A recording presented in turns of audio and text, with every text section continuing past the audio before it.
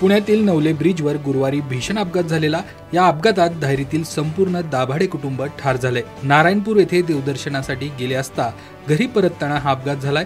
घरापासून अवघ्या 3 किलोमीटर अंतरावर असताना कुटुंबावर काळाने झडप घातली आहे। काही क्षणातच होत्याचं नव्हतं झालंय आणि कुटुंब भीषण अपघाताचा बळी ठरलंय। पुण्यातील नवले पुलावरील अपघातांचं सत्र काही केल्या थांबायचं नाव घेत नाहीये। गेल्या काही वर्षात अनेक मोठे अपघात या ठिकाणी झालेत। अनेकांना आपला जीव देखील येथे गमवावा लागलाय। अशातच कालची संध्याकाळ भीषण अपघाताची ठरली। नवले पुलावरील विचित्र अपघातात 8 जणांना आपले प्राण गमवावे लागले, तर 20 पेक्षा अधिक जण या अपघातात जखमी झालेत।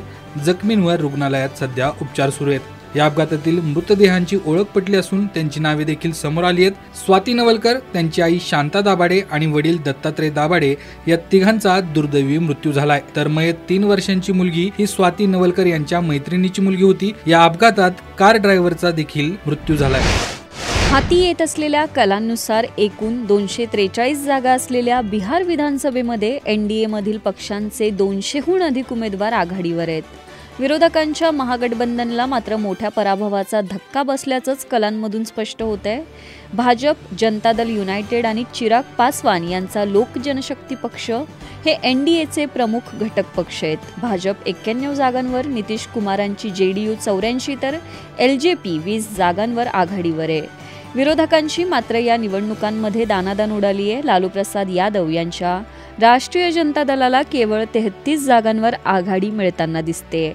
बिहारच्या जनतेने देखील काँग्रेसला नाकारल्याचंच चित्र असून राज्यात काँग्रेसचे केवळ 5 उमेदवार आघाडीवर आहेत। विरोधकांचे मुख्यमंत्री पदाचे उमेदवार तेजस्वी यादव यांची देखील चांगलीच दमछाक होताना दिसते। 2 टप्प्यात पार पडलेल्या बिहार विधानसभा निवडणुकांचे निकाल आज जाहीर करण्यात येत आहेत। आज रात्री उशिरापर्यंत निवडणूक निकालांचं संपूर्ण चित्र स्पष्ट होणार आहे। मात्र सध्या हाती आलेल्या कलांमध्ये तरी भाजप प्रणित एनडीएला स्पष्ट बहुमत मिळताना दिसतंय। बिहार विधानसभा निवडणुकांमध्ये एनडीए भव्य विजयाच्या दिशेने वाटचाल करतोय। अंतिम निकाल येण्यासाठी काही वेळ लागणार असला तरी निकालापूर्वी जेडीयूने मोठा राजकीय संदेश देत नितीश कुमारच मुख्यमंत्री होतील असा दावा केलाय। दुसरीकडे भाजपकडून मात्र अद्याप मुख्यमंत्री पदाबाबत कोणतीही अधिकृत प्रतिक्रिया आलेली नाही। यंदाच्या निवडणुकीत भाजपचे प्रदर्शन जेडीयूपेक्षा चांगलं दिसतंय। जेडीयूने आपल्या अधिकृत एक्स अर्थात ट्विटर हँडलवर पोस्ट करत म्हटलं, नितीश कुमार बिहारचे मुख्यमंत्री होते, आहेत आणि राहतील। या ट्विटद्वारे जेडीयूने स्पष्ट संकेत दिले की एनडीए मध्ये भाजप भलेही जास्त जागा जिंकत असेल पण मुख्यमंत्री पदाचा चेहरा बदलणार नाही।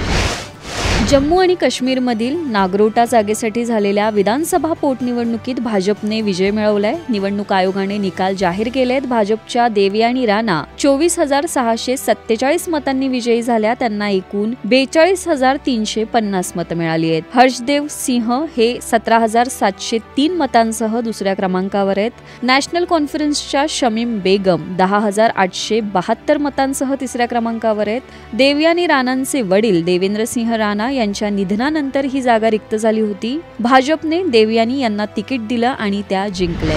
आज बिहार विधानसभेच्या निकालाचा दिवस असल्यानं सर्वत्र धामधुमीचं वातावरण असताना महाराष्ट्रात मात्र एक मोठी घडामोड घडली आहे। राष्ट्रवादी काँग्रेस पक्ष शरदचंद्र पवार पक्षाच्या खासदार सुप्रिया सुळे यांनी अचानक मुख्यमंत्री देवेंद्र फडणवीस यांची भेट घेतली आहे। मुख्यमंत्र्यांचं निवासस्थान असलेल्या वर्षा बंगल्यावर सुप्रिया सुळे यांनी ही भेट घेतली असून यामुळे राजकीय चर्चांना उधाण आले। या भेटीमागचं कारण देखील आता समोर आलं असून सुप्रिया सुळे या त्यांच्या भाचा युवा नेते युगेंद्र पवार यांच्या विवाह सोहळ्याचे निमंत्रण देण्यासाठी आल्या होत्या।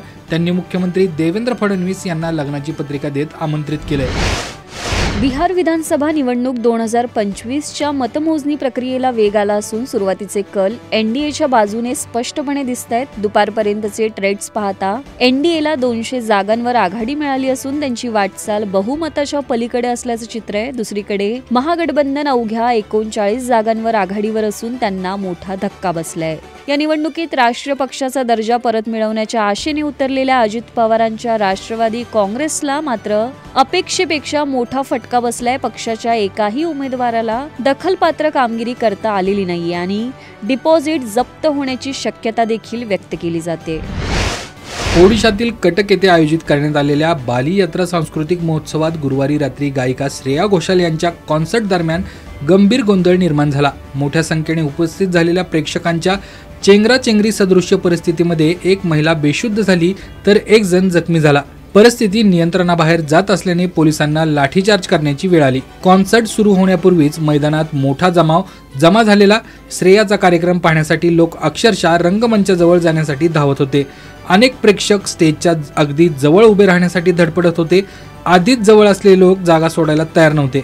मागून आणखी लोक ढकलत आल्याने धक्काबुक्की वाढली। गर्दीची घुसमट वाढल्याने काही स्त्रिया चक्कर येऊन कोसळल्या। त्यापैकी एक महिला जागेवरच बेशुद्ध झाली। काही प्रेक्षक जखमी झाल्याचंही वृत्त आहे। प्रसिद्ध कीर्तनकार निवृत्ती महाराज देशमुख उर्फ इंदुरीकर महाराज यांच्यावर सोशल मीडियाच्या माध्यमातून जोरदार टीका करण्यात आली आहे। त्याला कारण होतं त्यांची कन्या ज्ञानेश्वरी हिचा शाही थाटात पार पडलेला साखरपुडा। या सोहळ्यावरून महाराजांना त्यांच्या कीर्तनातील एका वाक्याची आठवण नेटकऱ्यांनी करून देत त्यांना ट्रोल केलंय। साध्या पद्धतीने लग्न केलं तर मुलं होतात असं अजब विधान महाराजांनी केलं होतं। या विधानातून लग्नाचा खर्च टाळण्याचा सल्ला त्यांनी लोकांना दिला होता। मात्र त्यांनी स्वतः मुलीच्या साखरपुडा सोहळ्यासाठी मोठा खर्च केला। सोहळ्यातील व्हिडिओ सोशल मीडियावर व्हायरल झाल्यानंतर इंदुरीकर महाराज यांच्यावर जोरदार टीका करण्यात आली आहे। या सगळ्यातून उद्विग्न होत इंदुरीकर महाराज यांनी थेट आता कीर्तन सोडण्याचा निर्णय घेणार असल्याचं जाहीर केलंय। अशातच आता सामाजिक कार्यकर्त्या आणि भूमाता ब्रिगेडच्या संस्थापक अध्यक्ष तृप्ती देसाई यांनी इंदुरीकर यांच्यावर जोरदार हल्लाबोल केलाय। इंदुरीकर महाराज, तुम्हाला कीर्तन सोडायचं की नाही हा सर्वस्वी तुमचा निर्णय आहे, पण कीर्तन सोडून तुम्ही कॉमेडी शो सुरू करा असा अजब सल्ला त्यांनी दिलाय।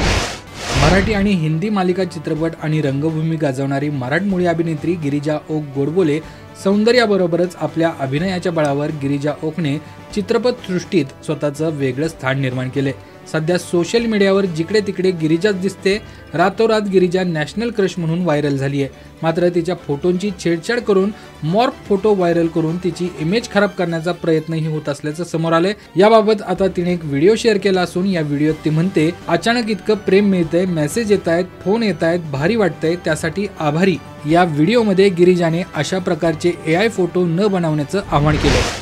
भारत आणि दक्षिण आफ्रिका यांच्यातील 2 सामन्यांच्या कसोटी मालिकेला आजपासून सुरुवात झाली आहे। मालिकेतील पहिला सामना कोलकाताच्या ईडन गार्डन स्टेडियमवर खेळला जातोय। या सामन्याच्या पहिल्या दिवस अखेर यजमान संघाने पहिल्या डावात 1 बाद 37 धावा केल्यात। KL राहुल 13 धावांवर आणि वॉशिंग्टन सुंदर 6 धावांसह खेळतोय। भारत सध्या दक्षिण आफ्रिकेपेक्षा 122 धावांनी पिछाडीवर आहे। त्याआधी टेम्बा बाउमाच्या नेतृत्वाखाली दक्षिण आफ्रिकेचा पहिला डाव 159 धावांवर आटपला, ज्यामध्ये जसप्रीत बुमराहने सर्वाधिक विकेट्स म्हणजेच 5 विकेट्स घेत महत्त्वाची भूमिका बजावली।